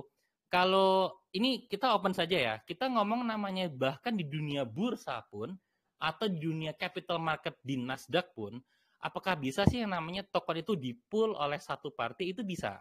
Kita nggak boleh menutup kemungkinan itu bisa terjadi. Tapi untuk menghindari itu terjadi, apa sih yang bisa kita lakukan sebetulnya? Pertama yang kita lakukan adalah pada saat kita kerjasama dengan pihak-pihak pihak-pihak vendor tersebut, maka kita bisa pastikan kalau jangan sampai terjadi kesannya kayak ada satu pihak nih yang diskonnya main-main. Kayak diskonnya misalkan ya, kan kelihatan banget tuh. Ada hotel, ada 100 hotel, tiba-tiba satu hotel nih kok kayaknya mencurigakan banget nih diskonnya kok begini banget. Itu yang sebetulnya kita dari awal juga kita jaga. Karena kembali tadi, kita kan tujuannya bukan mau gather token di satu pihak tertentu untuk kita sold out di sebelah situ, sebetulnya bukan. Kenapa sih kita punya bisnis plan yang sangat panjang? Kenapa kita investasinya kok malah ke perusahaan-perusahaan seperti Revo dan sebagainya? Kenapa kok sampai ke sana? Ke koperasi kan kita juga ada, kita sebagai developer kan juga mempunyai tanggung jawab ke koperasi. Itu kan jangka waktunya panjang, itu kan tahunan. Tujuannya adalah supaya kita mau give trust ke community bahwa kenapa kita kok capek-capek sih sampai ngumpulin sebanyak ini rekan atau backers. Tujuannya adalah we are running for long term. Kita bukan running for short term. Apakah ada potensi begini-begini? Saya rasa hampir seluruh project pun pasti ada yang namanya orang nakal ya. Tapi kembali lagi, always check on the checklist lah. Sebagai investor, saya sendiri sebagai investor, kita cek checklistnya saja. Kalau checklistnya kurang lebih semuanya low risk, it's worth to invest gitu kan. Jadi saya kembalikan lagi ke trustinya karena memang satu, kita orangnya gampang dicari kok gitu. Kita bukan orang yang susah dicari, kita orang yang gampang dicari. Kedua adalah kita jelas timelinenya. Jadi dan juga misalkan nih kalau kita dengan pihak-pihak ketiga, kita kan nantinya bisa kawan-kawan cek juga karena kan namanya project blockchain ya, semuanya kan terbuka. Bahwa kita payment-nya direct ke vendor itu semua dengan cash basis. Karena seperti yang saya katakan tadi, contohnya dengan vendor ketiga tadi kan kita konsepnya motong profit mereka. Sama seperti real vouchers lah. Konsepnya seperti apa? Mereka get more revenue, 5% more revenue, mereka reduce 5% net profit. By logic, mereka punya revenue naik. Total net profitnya saja yang turun, tetapi total kuantumnya lebih tinggi. Sehingga konsep tadi ada resiko pengepulhan di satu itu lebih terminimalisir. Kira-kira seperti itu mungkin jawaban saya, tapi tentu saja saya suka banget kalau investors tanya yang cukup detail. Saya kepingin supaya kawan-kawan investor ini betul-betul nyaman untuk berinvestasi di Motoverse, dan pertanyaan seperti itu kita akan open, bahkan nanti kalau mau tanya langsung di direct. Kita punya MOD, kita punya CMO, Pak Regi dan sebagainya. Silahkan tanya langsung, nggak apa-apa. Gitu. Thank you so much nih pertanyaannya. Thank you Bro Roni. Beli rasa sudah detail kali ya Om Don ya. Makasih pertanyaannya Om Don. Luar biasa, pertanyaan luar biasa. Iya. Karena kan sebenarnya kalau Beli lihat sih ini sih lebih gini. Karena kan sebenarnya tanpa adanya Multiverse sendiri pun juga ya macet di mana-mana, betul nggak? Tapi gimana caranya kita bisa menikmati dalam macet ria, tapi kita tetap produktif, gitu bro ya? Betul. Semoga aja tadi kan juga sudah di-spill sedikit bahwasanya nanti tadi Multiverse juga melakukan pendekatan dengan salah satu brand juga kan yang untuk istilahnya kedepannya, memang kedepannya salah satu agenda dari G20 nanti kan untuk gini pengurangan istilahnya kedepannya bakal elektrik vehicle tuh bakal jalan tuh loh. Termasuk Beli juga kan kerja di Mitsubishi ya.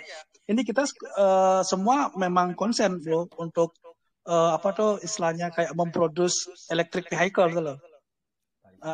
Kayak sekarang kan yang sudah jalan kan Indonesia kayak Hyundai kan udah mengeluarkan beberapa produknya juga kan di bidang elektrik gitu loh.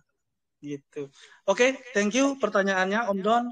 Mungkin terakhir gini bro, secara bisnis kan Beli lihat ini keren banget bro, dari konsep, dari semua sisi marketing, jadi semua sisi kayaknya bro Roni sudah perhitungkan ya, karena mungkin bro Roni basicnya juga seorang entrepreneur ya. Nah cuman yang Beli menarik tadi itu adalah balancingnya ada 10% ke charity itu loh, itu keren bro. Karena tidak semua project memikirkan ke sana, dan 10% menurut Beli sangat wow ya, sangat besar sekali bro gitu loh. Nah, cuman di sini pertanyaannya singkat, bro jawab singkat aja, karena juga waktu bro ya. Kira-kira nanti untuk pendistribusian dari charity tersebut, ada pihak ketiga nggak yang kira-kira bisa dipercaya bro? Misalnya kerjasama sama Kita Bisa atau mungkin yang institusi yang charity lainnya yang secara gini bagus gitu loh bro. Iya betul. Mungkin gini, konsep kita dalam Charity Foundation ini supaya menghindari adanya potensi-potensi yang nano-nano, foundation yang kita berikan itu dalam bentuk barang.